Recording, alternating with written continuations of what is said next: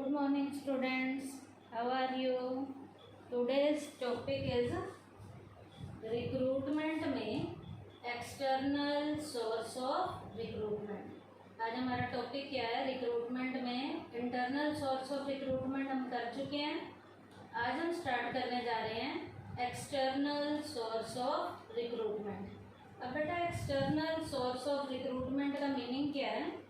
It refers to inviting applications for filling up the vacancies from candidates outside the organization।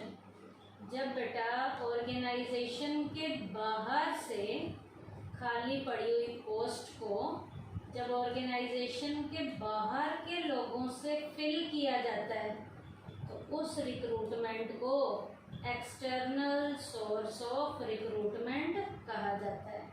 External source of recruitment क्या है? It refers to inviting applications for filling up the vacancies from candidates outside the organisation. जब organisation के बाहर के लोगों से खाली पड़ी हुई पोस्ट को फिल किया जाता है, बाहर के लोगों से फिल किया जाता है और बाहर के लोगों की ही एप्लीकेशंस मंगवाई जाती हैं ताकि ऑर्गेनाइजेशन की खाली पड़ी हुई पोस्ट को इन बाहर के लोगों से भरा जा सके। तो ये रिक्रूटमेंट कौन सा है? एक्सटर्नल सोर्स ऑफ रिक्रूटमेंट है। अब एक्सटर्नल सोर्स ऑफ रिक्रूटमेंट में क्या क्या इसके मेन सोर्सेज हैं? तो अगला टॉपिक है main external sources of recruitment, जिसमें सबसे पहला सोर्स है एक्सटर्नल में डायरेक्ट रिक्रूटमेंट। सबसे पहला सोर्स कौन सा है? डायरेक्ट रिक्रूटमेंट है। क्या इसका मीनिंग क्या है? It refers to that source of recruitment under which a notice is placed on the notice board of the organization। बेटा डायरेक्ट रिक्रूटमेंट में नोटिस बोर्ड पे एक नोटिस जो है प्लेस कर दिया जाता है, जिसके ऊपर क्या होगा? Specifying the details of the job available on daily veg basis. Daily veg के बेसिस की लोगों को लगाने के लिए जो जो डिटेल होंगी वो सारी की सारी डिटेल ऑर्गेनाइजेशन के नोटिस बोर्ड पर प्लेस कर दी जाएंगी। डेली वेज बेसिस के लोगों को लगाने के लिए क्या क्या जो डिटेल हैं वो नोटिस बोर्ड के ऊपर लगा दी जाती है। This method of recruitment is meant only for the recruitment of unskilled workers।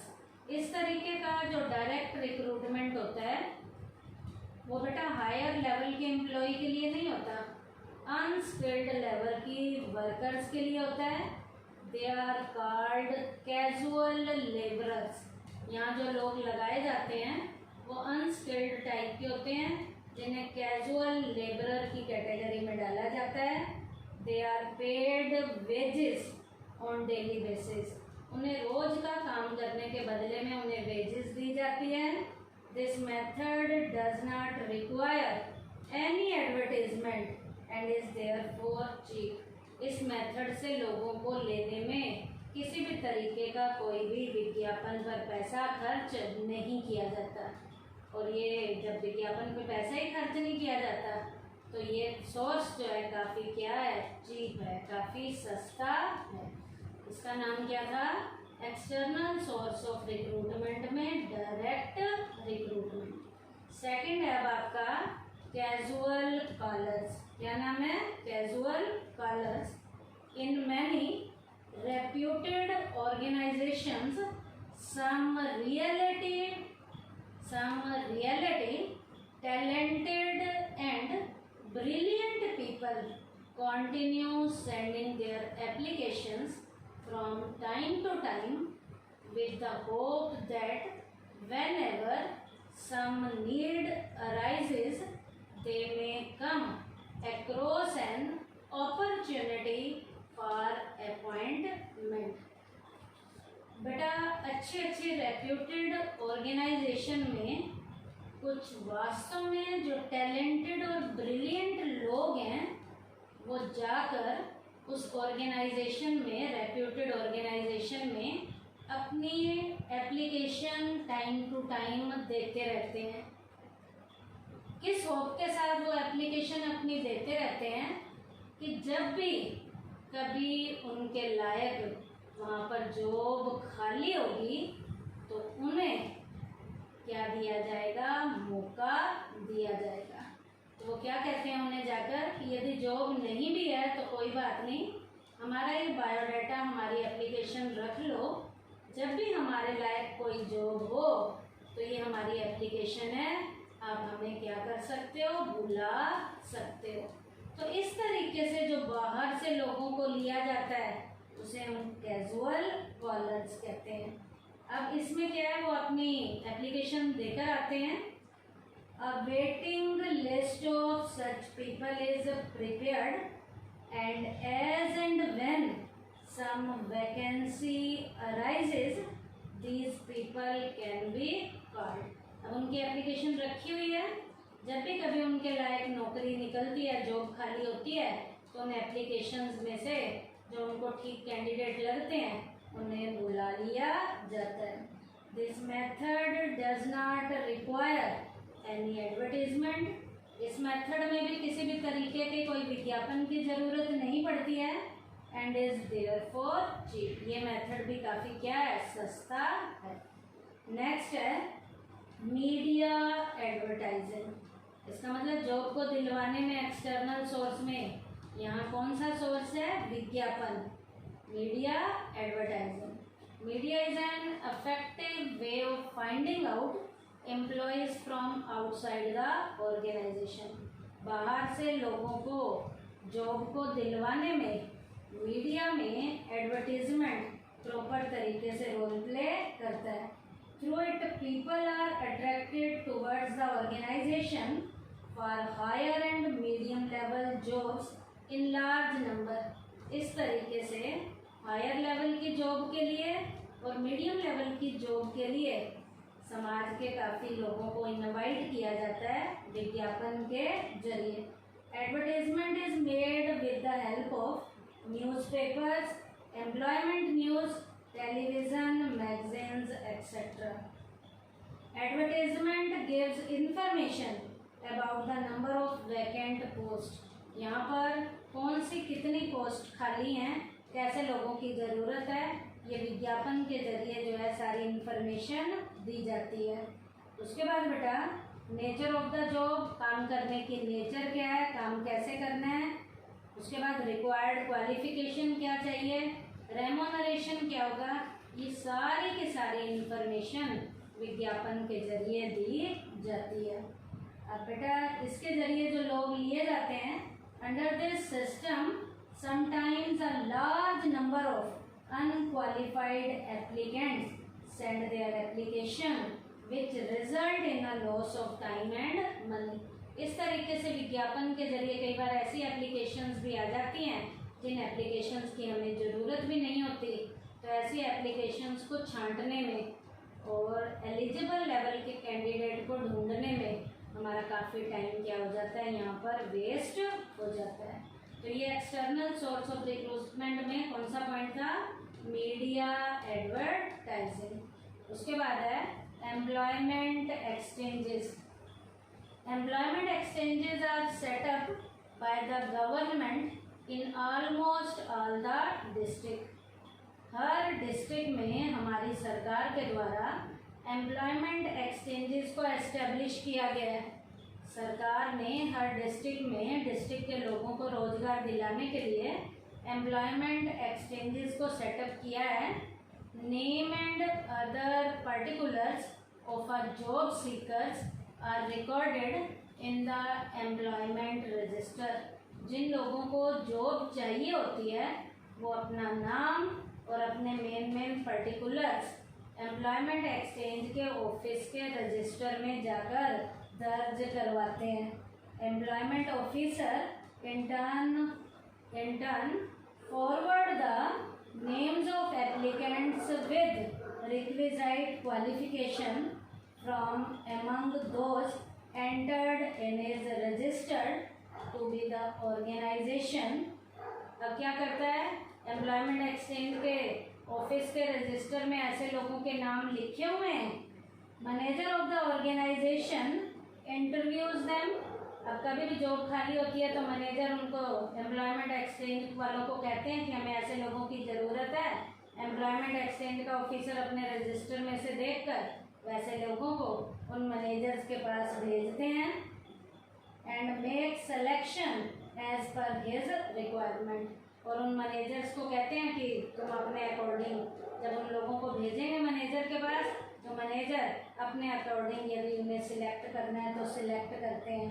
This method of recruitment is mostly followed to typist, select typist, clerks और पियन्स।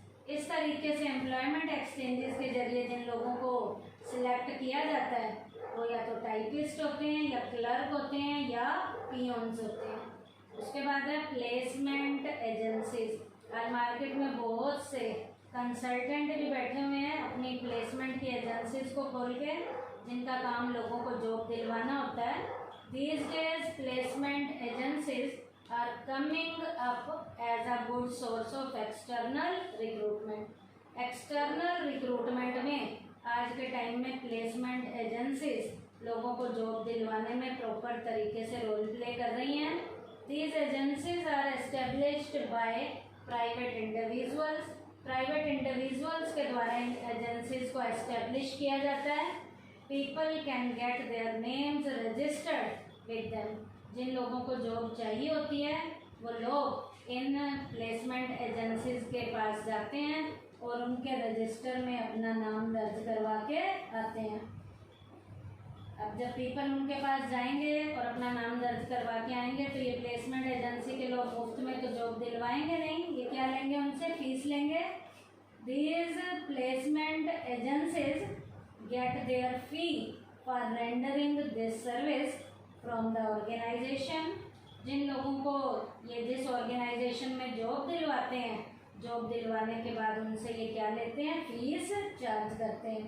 दे are helpful in establishing a balance between the demand and supply of the top executive on the national level. National level पे top level के executives को job दिलवाने में ये जो placement agencies हैं demand और सप्लाई में बैलेंस बनाने का काम करते हैं। तो इसका मतलब ये placement agencies private individual establish करते हैं और ये जिन लोगों को जॉब चाहिए होती है ये इन प्लेसमेंट एजेंसीज के पास जाकर उनके रजिस्टर में अपना नाम दर्ज करवाते हैं। अब जिन ऑर्गेनाइज कंपनी वालों को जॉब चाहिए होती है वो प्लेसमेंट एजेंसीज को फ़ोन करते हैं और प्लेसमेंट एजेंसीज के रजिस्टर में नाम लिखे हुए होते हैं, वो उन लोगों को वहाँ भेजते हैं और इस तरीके से लोगों को जॉब दिलवाने में एक्सटर्नल सोर्स ऑफ रिक्रूटमेंट में प्लेसमेंट एजेंसीज भी प्रॉपर तरीके से रोल प्ले करती हैं। उसके बाद है मैनेजमेंट कंसल्टेंट्स और हेड हंटर्स। अगला कौन है, मैनेजमेंट कंसल्टेंट या जिन्हें हम क्या कहते हैं, हेड हंटर्स भी कहते हैं। It refers to that source of recruitment under which management consultancy firm help various organization to fill vacancies of middle level and top level executives। बेटा मिडल लेवल के और टॉप लेवल के executives को job दिलवाने में ये जो management consultant है, अपनी फील्ड के जो परफेक्ट मैनेजर हैं, इन्होंने भी अपनी दुकानें खोल रखी हैं और ये और कंपनी वालों को हायर लेवल के एग्जीक्यूटिव्स, हायर लेवल के जो मिडल लेवल में भी होंगे और टॉप लेवल में भी होंगे, उनको जॉब दिलवाने में ये एक तरीके के मैनेजर की जॉब दिलवाने में लोगों को रोल प्ले करते हैं। And get fees for rendering this service. और जिनको भी ये जिन मैनेजर्स को ये जॉब दिलवाते हैं उनसे ये उनकी जॉब को दिलवाने की क्या लेते हैं, फीस लेते हैं। उनसे क्या लेते हैं, फीस लेते हैं। These firms are already in contact with suitable candidates for the managerial post, क्योंकि मैनेजरियल पोस्ट के लिए कैंडिडेट के नाम इनके पास हैं। Whenever a demand is placed before them, they offer their candidates for such post। अब ऑर्गेनाइजेशन का इनके पास फ़ोन आता है कि हमें इतने मैनेजर्स चाहिए, तो इनके रजिस्टर में वैसे नाम हैं, उन लोगों को वहाँ भेज देते हैं और मैनेजर्स लेवल की जॉब को लोगों को दिलवाने में ये मैनेजमेंट कंसल्टेंट या हेड एंटर रोल्स प्ले करते हैं। For rendering this service they get there fees और कमीशन। लोगों को जॉब दिलवाने की ये फीस लेते हैं या उनसे कमीशन लेते हैं। These firms also perform the job of advertisement for recruitment when the request is made to them। कई बार ये कंपनी वालों के लिए विज्ञापन का खर्चा भी कर देते हैं, क्योंकि कंपनी वालों के कहने पे ये ऐड निकालते हैं कि इस कंपनी में इतने मैनेजर्स की क्या है, ज़रूरत है। तो ये पॉइंट क्या था, एक्सटर्नल सोर्स ऑफ रिक्रूटमेंट में मैनेजमेंट कंसल्टेंट या इनका नाम क्या है, हेड हंटर्स। उसके बाद है कैंपस रिक्रूटमेंट। कैंपस से ही लोगों को क्या किया जाता है, रिक्रूट किया जाता है। कैंपस से ही, एजुकेशनल इंस्टीट्यूशन से लोगों को रिक्रूट कर लिया जाता है। It refers to the recruitment from educational institution. Educational institution से भी लोगों को एक्सटर्नल सोर्स ऑफ रिक्रूटमेंट से रिक्रूट किया जाता है कैंपस रिक्रूटमेंट में। अब कैसे इनको रिक्रूट किया जाता है, some big organisation remain in touch with the educational institution with the purpose of recruiting young talented people. Young talented people को रिक्रूट करने के लिए कंपनियों के जो मालिक हैं या मैनेजर्स जो हैं एजुकेशनल इंस्टीट्यूशन में जाते हैं और वहाँ से यंग टैलेंटेड लोगों को रिक्रूट कर आते हैं। This person come from colleges, universities, management institution, technical institutions etcetera. ये लोग कहाँ जाते हैं, टेक्निकल इंस्टीट्यूशन में, मैनेजमेंट के इंस्टीट्यूशन में, कॉलेजेस में, यूनिवर्सिटीज़ में जाते हैं और यंग टैलेंटेड लोगों को वहाँ से रिक्रूट करके लाते हैं। These institutions have a placement cell, each with the purpose of helping their young student to find suitable job। Young लोगों को सुटेबल जॉब दिलवाने में ये कैंपस रिक्रूटमेंट प्रॉपर तरीके से रोल प्ले करता है। The human resource manager of various companies get in touch with these placement cell. हर कंपनी का ह्यूमन रिसोर्स का मैनेजर इन प्लेसमेंट सेल के कंसर्न में रहता है, टच में रहता है, and obtain the suitable person for appointment. और सही सुटेबल टैलेंटेड लोगों को और उनकी कॉलेजेस में जाकर, उनकी यूनिवर्सिटी में जाकर, उनके जो इंस्टीट्यूशन में जाकर यंग टैलेंटेड बच्चों को वहाँ पर जाकर क्या किया जाता है, सिलेक्ट किया जाता है। तो इसे क्या कहा जाता है, कैंपस रिक्रूटमेंट। उसके बाद नेक्स्ट है रिकमेंडेशंस ऑफ एम्प्लॉयज। किसी एम्प्लॉय के कहने पे भी एम्प्लॉय को रिक्रूट कर लिया जाता है। With a view to establishing good employer employee relation, sometimes managers recruit people on the recommendation of their existing employee. कई बार मैनेजर जो है अपने एग्जिस्टिंग एम्प्लॉय के कहने पर भी कुछ लोगों को क्या कर लेता है, रिक्रूट कर लेता है, क्योंकि वहाँ एम्प्लॉयर और एम्प्लॉय के बीच में अच्छे रिलेशन होते हैं और एम्प्लॉय के कहने पे एम्प्लॉयर किसी भी व्यक्ति को कहता है कि इसे रख लो, तो उस एम्प्लॉय के कहने पे मालिक उस व्यक्ति को रख लेता है। In this way present employee feel encourage and there is a complete control over new employee. अब जिस एम्प्लॉय के कहने पे जिस नए को कैंडिडेट को रखा जाता है, तो उस एम्प्लॉय के मन में भी फीलिंग आती है कि मेरे कहने से मेरे मालिक ने इसको रखा है, तो वो दूसरा जिसे रखा गया उसके ऊपर प्रॉपर कंट्रोल भी रखता है कि भाई मेरे कहने पे तुझे रखा है, उन्हें यहाँ प्रॉपर बढ़िया तरीके से क्या करना है, काम करना है। This source is mostly use for appointing lower level employee. Recommendation के जरिए लोअर लेवल के एम्प्लॉय को क्या किया जाता है, रिक्रूट किया जाता है। जैसे क्लर्क लगाना है या अकाउंटेंट लगाना है, लोअर लेवल की पोस्ट के लिए इन्हें रखा जाता है, या पियोन लगाना है किसी को। उसके बाद है नेक्स्ट लेबर कॉन्ट्रैक्टर। क्या, labour contractor. They are linked between labourers and managers. इन लेबर कॉन्ट्रैक्टर का लिंक किनसे होता है, लेबर और मैनेजर के बीच इनमें लिंक होता है। देयर, अब इनका जो लिंक है, they remain in contact with both the labourers and managers. ये मैनेजर्स और लेबरर के साथ कॉन्टैक्ट बना के रखते हैं कि कहीं भी मैनेजर्स को लेबर क्लास कैटेगरी चाहिए तो ये कॉन्ट्रैक्टर उन मैनेजर्स को वैसे लेबर अवेलेबल करवाने में रोल प्ले करते हैं। As and when manager put up demand for laborer, these contractor make available their supply in no time. जैसे मैनेजर्स को जैसे लेबर क्लास कैटेगरी की ज़रूरत होती है जितने लेबरर की, ये कॉन्ट्रैक्टर एट ए टाइम उतने लेबरर को मैनेजर्स के पास भेज देते हैं और मैनेजर उन्हें लगा लेते हैं। This system of labour recruitment is very much popular. आज ये सिस्टम काफ़ी पॉपुलर है।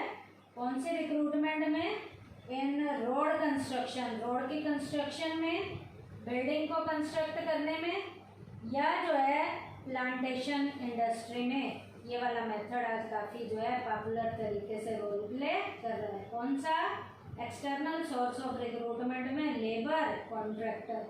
उसके बाद है टेलीकास्टिंग। टेलीकास्टिंग के जरिए भी एक्सटर्नल सोर्स से लोगों को रिक्रूट किया जाता है। These days, some big organization give precedence to telecasting their job requirement. During the course of telecasting, information about vacant post, required qualification and experience, possible remuneration, and the special characteristics of the company are displayed.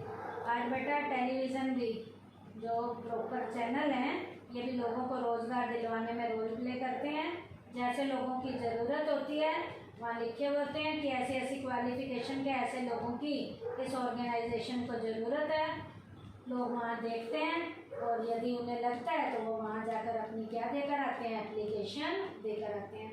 तो external source of recruitment में ये कौन सा source है, telecasting. Last है web publishing.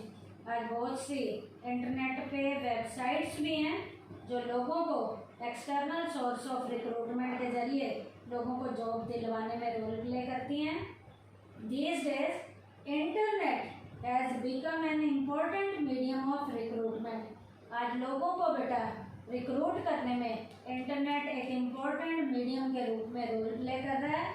Special websites have been created for the purpose of recruitment through internet.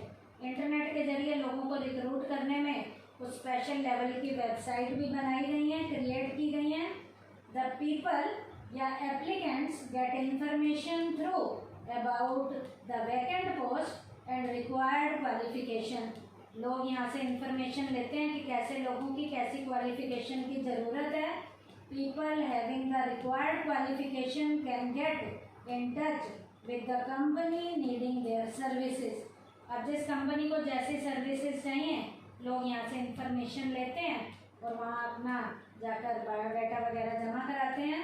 Some of the very popular websites are, लोगों को job दिलवाने की कुछ पॉपुलर वेबसाइट्स जो हैं वो कौन कौन सी हैं, www.naukri.com, www.jobstreet.com and www.clickjobs.com etcetera. और भी बहुत सी वेबसाइट्स हैं जो लोगों को जॉब दिलवाने में प्रॉपर तरीके से क्या करती हैं, रोल प्ले करती हैं। तो ये एक्सटर्नल सोर्स ऑफ रिक्रूटमेंट में कौन सा था, लास्ट, वेब पब्लिशिंग। तो आज के टॉपिक में हमने क्या किया, एक्सटर्नल सोर्स ऑफ रिक्रूटमेंट में 11 सोर्सेज किए हैं।